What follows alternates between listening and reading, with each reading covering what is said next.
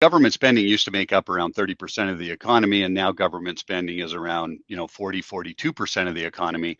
It's just absolutely through the roof. Government spending is around $12 trillion annually. To put that into perspective, if you laid $1 on top of each other dollar for $12 trillion, that would go to the moon 32 different times.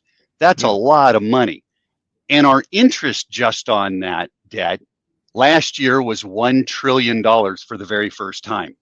So the government at some point is going to start spending more money on interest than it does on every major program: defense, infrastructure, education.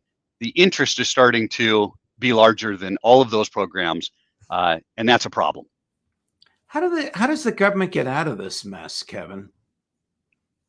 Well, you've got a couple of different ways to get out of it, and other countries have tried different things.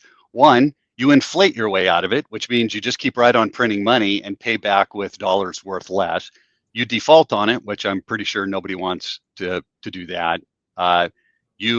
Default would mean that the people who have loaned money to the federal government would not get it back. That's correct. Okay. Yeah. Every country, Greece, you can rattle off a few of them, even Mexico, they've defaulted on some portion of their debt, and to try to borrow money around the world, it makes it very, very difficult, and I don't think politicians want to go there. The other way to pay it back or pay it down is to pay back the debt.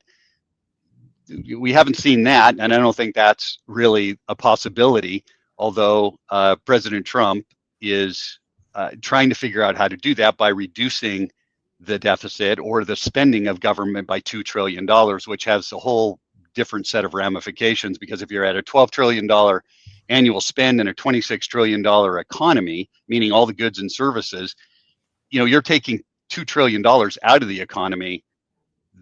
There's going to be some pain involved to try to get that done. Now, is it the right thing to do? 100%.